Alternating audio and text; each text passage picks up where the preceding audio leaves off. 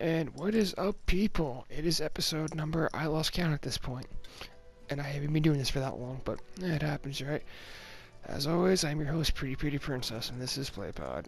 Anyways, and I'm playing with the fidget spinner as I do in this, which I shouldn't be doing, but... one of the things... this is going to be like a music-oriented episode. The reason why I say music is because... one, Taylor Swift just released some new stuff, which... see, I'm weird with Taylor Swift. I am, but I don't think she's bad. I think she gets a lot of crap. But and the reason why I'm doing music is because, like, a lot of people are heading towards the, not a lot, but the pop genre is getting big. Like, what I mean by that is, like, look at, let's say, bands like Linkin Park's last album, Paramore's last album, Fall Out Boy's last two songs. The last two, Young and Menace and Champion, and then Super Siren Legends, which I don't hate the song, but like every time I hear that song, I'm just like, it sounds too poppy. Like, I'm not saying pop punk's not pop. I like pop punk, but there's it just sounds off, and like it just seems so weird. They don't sound like they're going crazy with instruments, and it's just like, And the reason why I bring this up is, like, is this gonna become like a trend where we see like all the artists are making more pop music?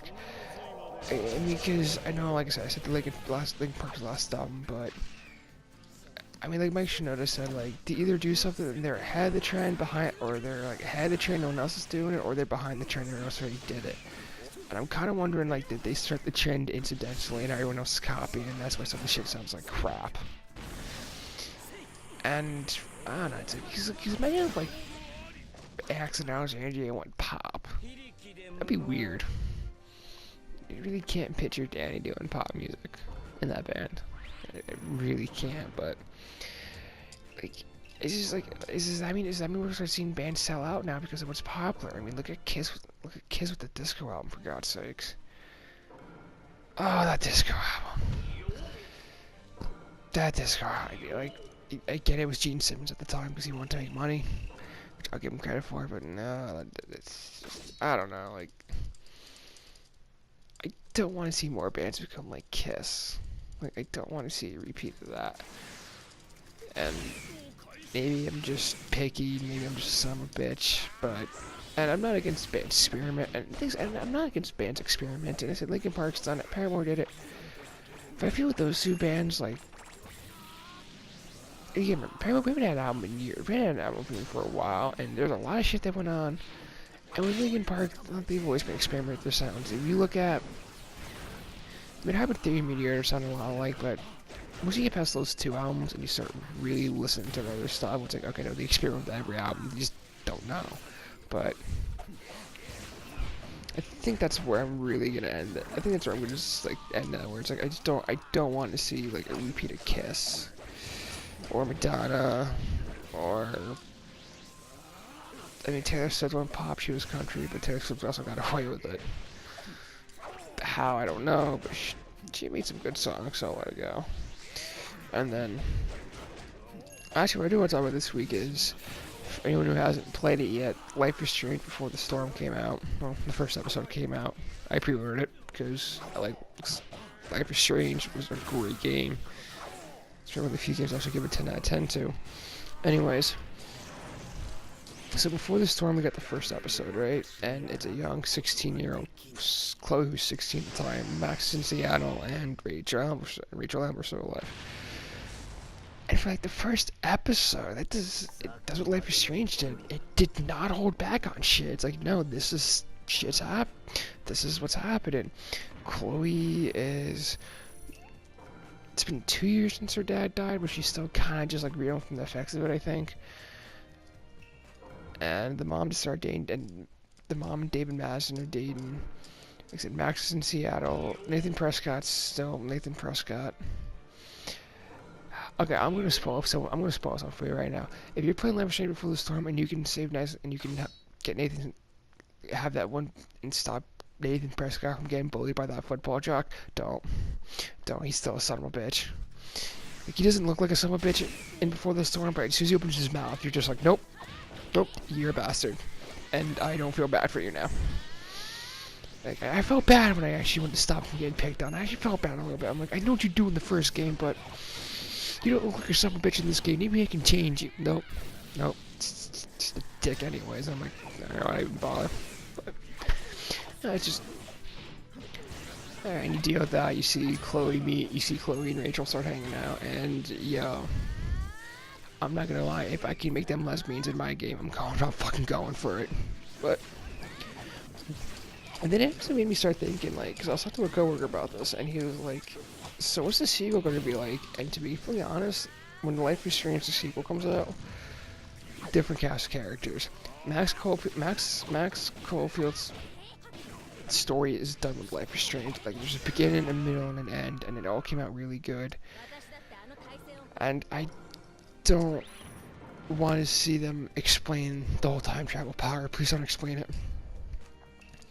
Like, if they do something where it's like, oh, if you see a blue butterfly, like this one special blue butterfly, you get it. Okay, fine, whatever. It picks people at random. I get it.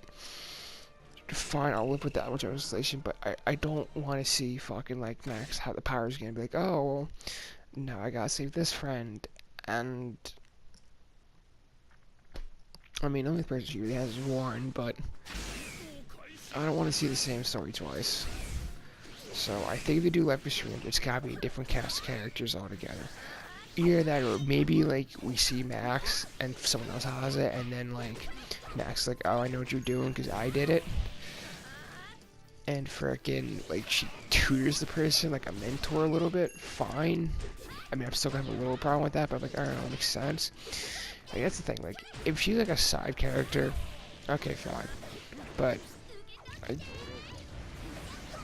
although, this is one thing I thought, and I mean, I know this can't happen because it makes no sense, but imagine if, like, imagine if, like, Max runs into someone who looks like Chloe, but really young, and then you find out it's Chloe's kid, and she got the time travel powers, and now she's gotta go back in time and try to save her mom from dying, and it's just like, what the fuck?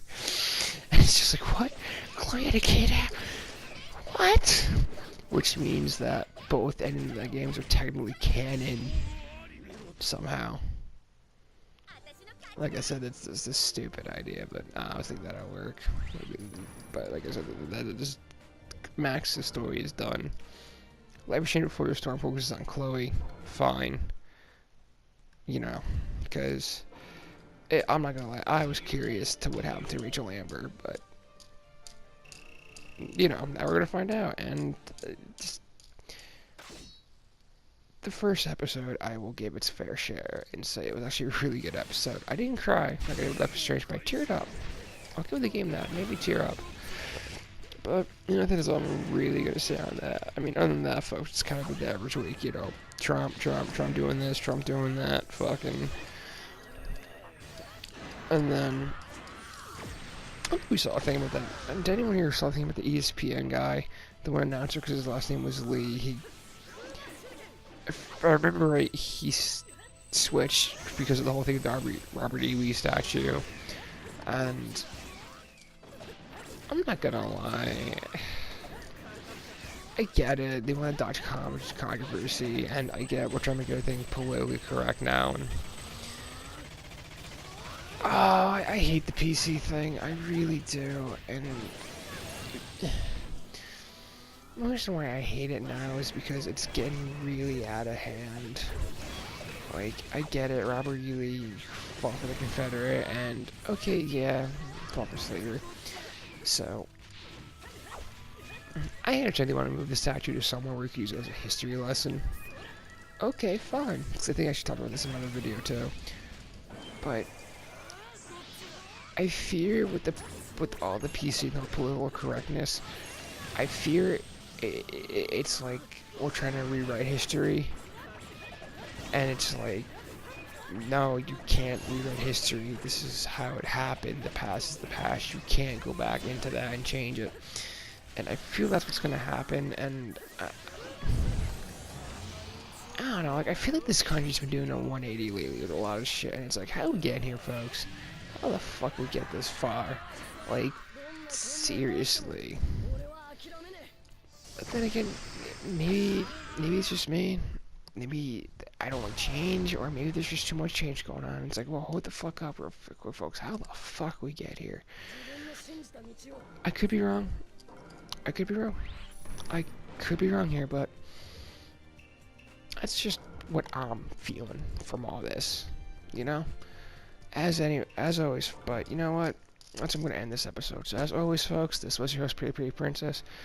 Remember, peace and love. Don't be an asshole. Bye bye.